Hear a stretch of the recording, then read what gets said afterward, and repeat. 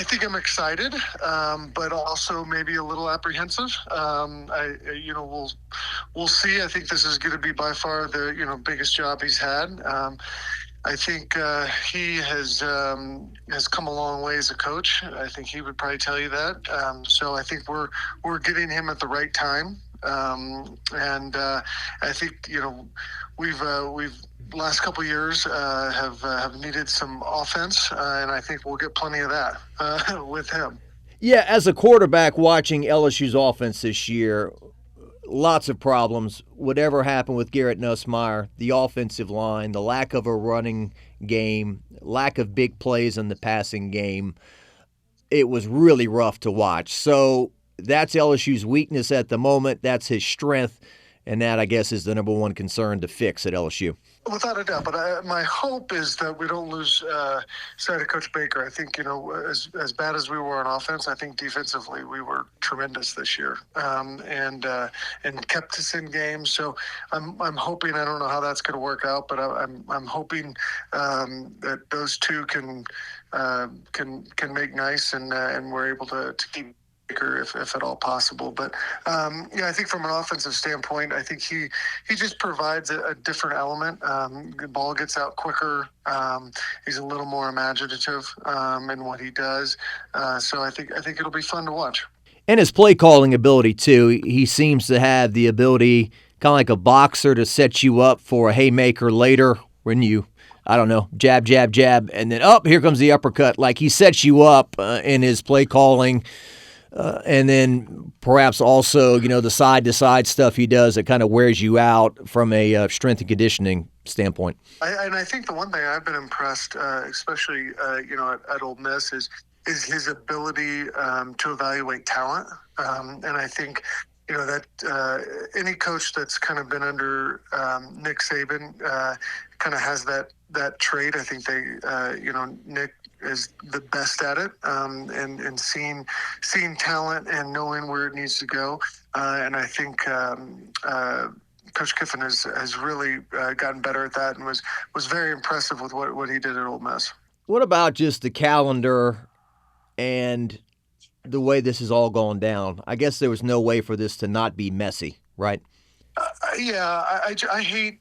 I mean, I'm going to sound like an old man, but I just, the state of college football right now is awful. I think it's a really big turnoff for a lot of people, and it just seems extremely money-oriented, greedy, not about tradition, not about anything other than how do we get more TV money and how do we charge fans more.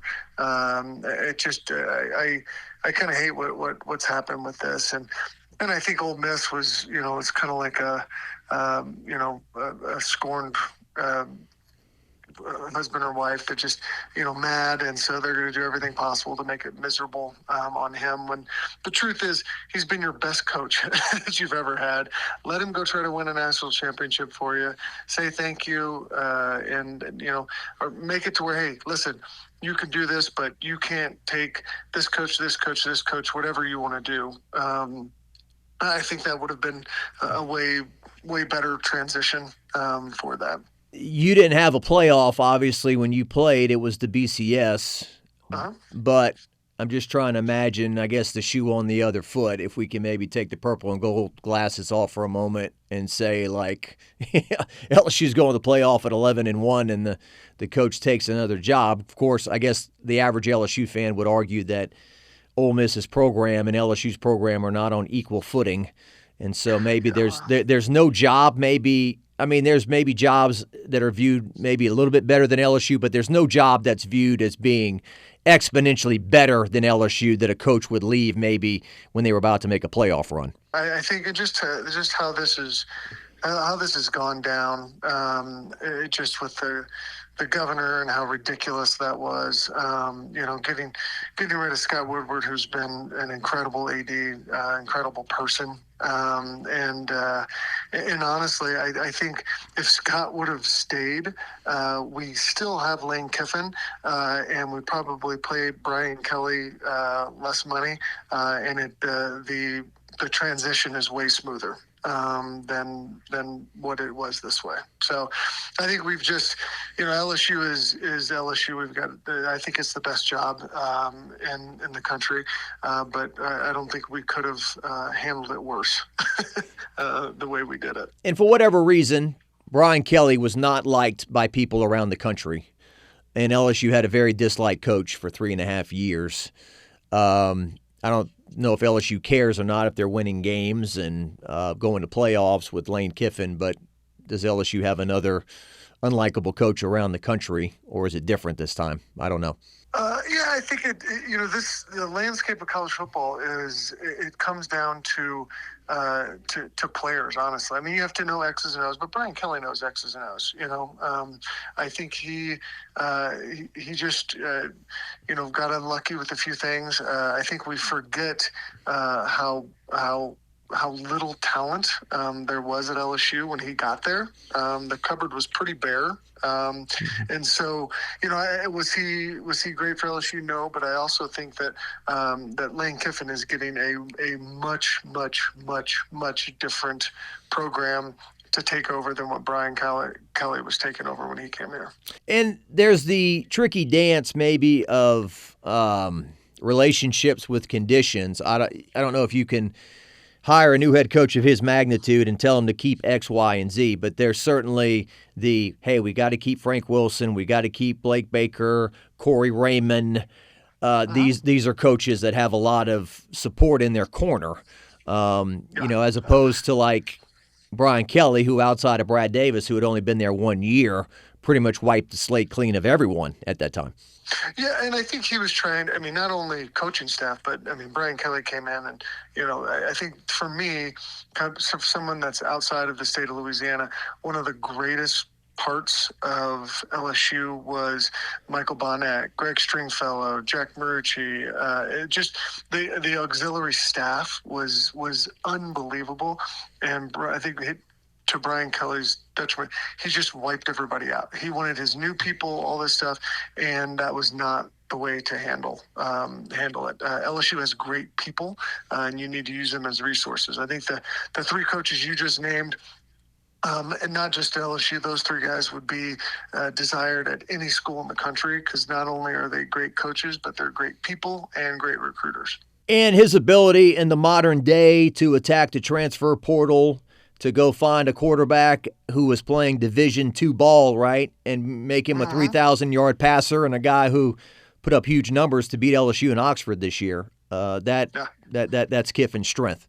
And I think this day and age, you have to be able to do that. You have to be able to turn on film and distinguish why is this guy better than that guy. Not just because some, third-party recruiting service told you, or an agent told you, hey, this guy's great. It was just, it was a bad situation, this or that. And I think the other part that people fail to realize is that football, you have to have talent, I think, but the difference between winning, 8, 9, 10 games and winning a championship is the character that's in the locker room. And I think that's what is difficult in this day and age, is getting new guys to come in and getting them to gel, guys that are, making a lot of money to be able to buy into what you're doing is a very, very difficult job. And honestly, I've always had a lot of respect for coaches, but what these guys go through now, I can't imagine. I know they're making millions of dollars, but it is not an easy job. Well, a lot of people say now, the coaches, the players, they're mercenaries. It's just and look, there's been cheating in college football for as long as Christ has been a carpenter, right? But But the old, hey, my head football coach is kind of like a father figure. I'm sending my kid off to college. No. I'm staying there 3-4 years. On senior day, when I run out of the tunnel, the fans have been cheering for me for 3 or 4 years. A lot of that stuff is just, it just seems a lot more about me, I than team. Yeah, yeah. Or the fact that you're going to college to get an education too. I mean, the numbers are still the numbers. Only 97%, or sorry, only 3% of college players play in the NFL. So 97% of people are going to need a job. And yes, a little bit of money helps sit you up, but whatever your profession is after football is going to earn you way more money than whatever you would have made in college. I think our priorities have gotten way out of line, and I think it will correct itself over time. There's only so much money that's able to go around, and I think it's kind of like I always equate it to the NFL draft. All right, for a while there, the first round, especially the quarterbacks, the numbers were when it was Sam Bradford was making more money than Brett Favre. Right. It was just, and I think somebody finally was like, all right, this is ridiculous. What are we doing? Right. And I think that will happen. I don't know when, hopefully soon, but I do think it will happen. Well, I'm just wondering, A, who's paying for all this? I mean, I've kind of heard, but yeah. What is the goal of winning? So certainly, obviously, you try to win national championships and whatnot, but even if LSU wins and makes a lot more money, are they going to make a lot more money than what they're investing after all these buyouts and contracts and all that stuff? Yeah. I guess. Well, with that, and you're supposed to create a community. I think that it's not. People try to relate it to the NFL. The NFL has income, and it goes to one thing: that team. In college, the football program funds everything. It funds, women's softball. It funds, men's volleyball. Whatever the heck sports you want to talk about, that's funded a lot of times through the football revenue, and that's going to get squeezed. And I think that instead of creating a university, we're going to create a football program, and I don't think that's a good move.